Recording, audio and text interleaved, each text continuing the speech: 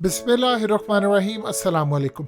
Iran के और Israel के मामलात इस दफ़ा काफ़ी ख़राब हो चुके हैं। माजी के अंदर भी जो मामलात रहे वो अलग है।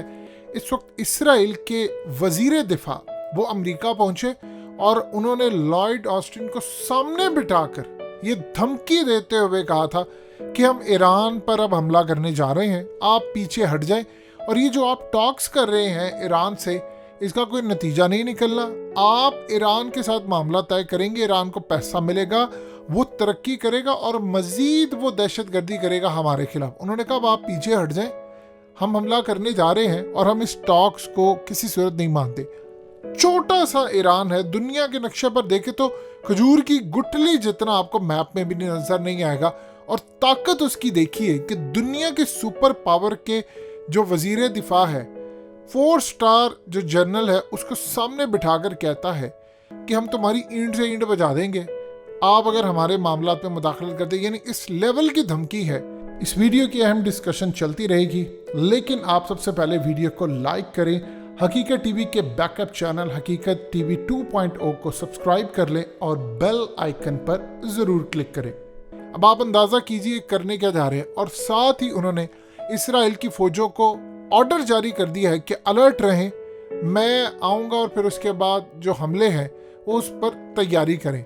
अब इस सूरत हाल के अंदर आज यूएई के जो दौरे पर इस वक्त इसराइल के प्राइम मिनिस्टर पहुंच चुके हैं और थोड़ी देर में लैंड होने वाले हैं। और इस सूरत हाल के अंदर इसराइल यूएई के जो ताल्लुकात हैं, ईरान के साथ जो मामला ख़राब है, यूएई ने जो अक्लमंदी की है, उन्होंने ईरान के पास अपना जो वजारत खारजा का डेलीगेशन है उसको भेजा है, यानी जो उनके वजीर है उनको भेजा है और जाकर कहा है कि देखिए हम आपसे ताल्लुकात अच्छे चाहते हैं।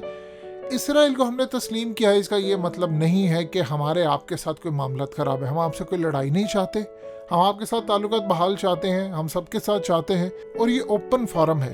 अब एक चीज़ आप ज़हन में रख लीजिएगा, माजी के अंदर अक्सर लोग कहते रहे कि इसराइल के ईरान के साथ जो भी मामला हैं वो आपस में एक दूसरे पर हमला नहीं करेंगे, सब बातें हैं। इसराइल ने कई दफ़ा ईरान पर हमला किया और ईरान ने भी इसराइल पर कई दफ़ा हमला किया।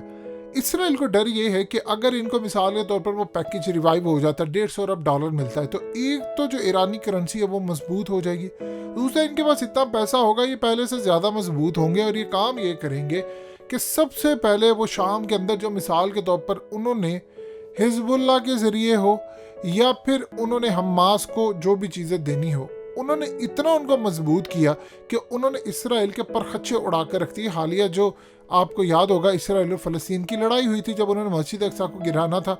ये सोचते हैं कि ईरान की इकॉनमी ठीक नहीं, अगर इनकी इकॉनमी ठीक हो जाती है तो ये तो पूरे खित्ते के अंदर हलचल मचा देंगे। इतना पैसा तो अरबों के पास भी इस वक्त बाकियात उनकी नहीं ले पा रही, जितना इनके पास आ जाएगा तो ये तो खलबली मचा देंगे पूरी दुनिया के अंदर।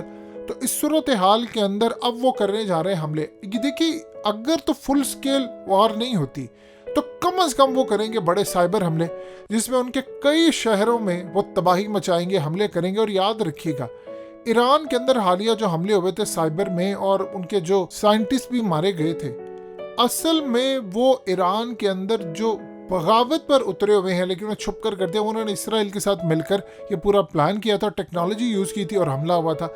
अब इसमें आप एक चीज़ अच्छी तरह बिल्कुल अपने दिलो दिमाग में बिठा लें, जब ईरान का इनकलाब आया था तो आज तक उस इनकलाब को बहुत सारे लोगों ने ईरान के अंदर ही तस्लीम नहीं किया, उनकी नस्लों ने भी नहीं तस्लीम किया। ये बिल्कुल सिमिलर इसी तरह है जिस तरह अफ़गान तालिबान जब आए हैं तो आज भी उनकी क्रिकेट टीम के अंदर से लेकर उनके बहुत सारे लोग अफ़गान तालिबान को पसंद नहीं करते और उनको मौका जब मिलेगा तो वो बदला लेंगे। यही ईरान के अंदर हो रहा है। अब बहुत सारे जो प्रॉक्सी और बहुत सारे जो मामला हैं वो इसराइल के ईरान के अंदर एसेट्स मौजूद हैं और वो काम करते हैं। आप देखते नहीं, हर दूसरे दिन बाद ईरान कोई ना कोई लटका रहा होता है कि जासूसी के इल्ज़ाम है कुछ। अब यहाँ पर वो जो हमला करने जा रहे हैं उसका असर डायरेक्टली पाकिस्तान पर आने वाला है। ये चीज़ आप अपने दिल दिमाग में बिठा लें। ईरान की सरहद पाकिस्तान से मिलती है, अगर उन्होंने ईरान के साथ जंग छेड़ दी तो उनकी पूरी कोशिश होगी कि आहिस्ता आहिस्ता इस जंग को पाकिस्तान तक हम खींच कर ले आएं। और जब इस जंग को पाकिस्तान तक खींच कर ले आएंगे तो यहाँ पर तबाही लाने में आसानी होगी। और चूंकि उनका निशाना जो भारत का प्लान था गवादर और ये वो नहीं तबाह कर सके, तो वो आसानी के साथ करें।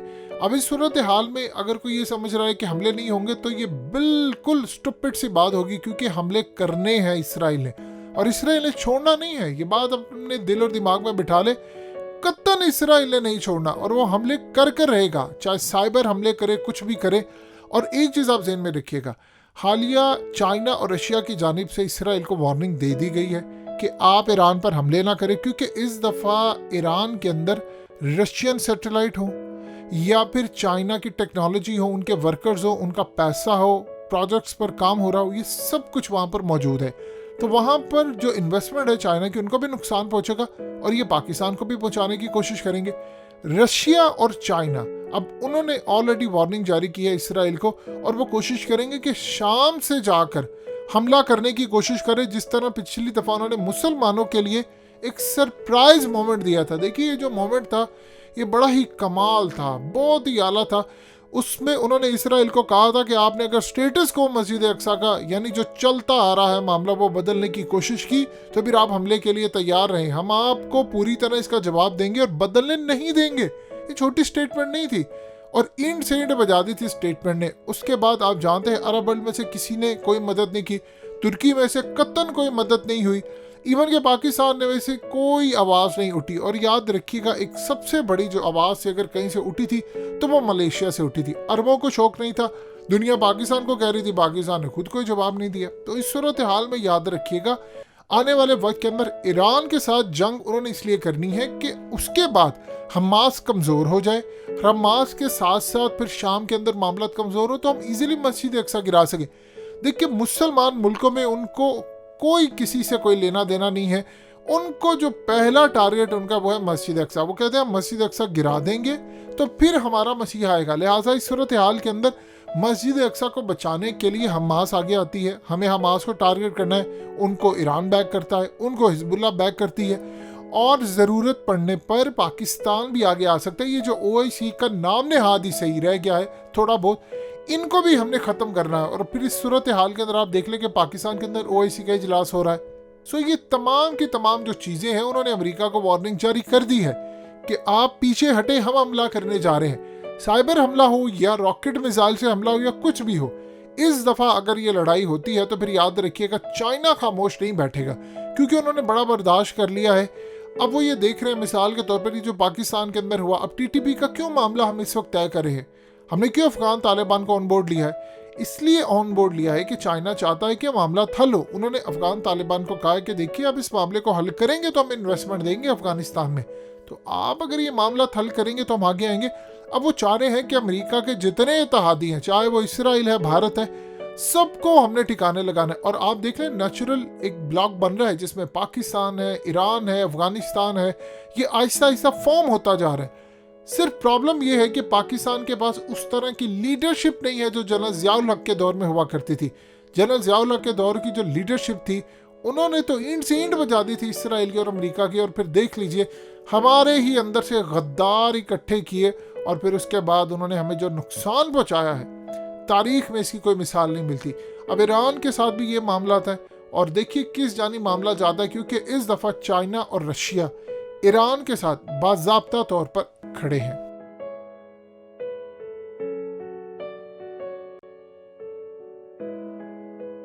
हकीकत टीवी के बैकअप चैनल हकीकत टीवी 2.0 को सब्सक्राइब करना मत भूलिए। वीडियो को लाइक करें, शेयर करें और कमेंट सेक्शन में अपनी राय का इजहार ज़रूर करें।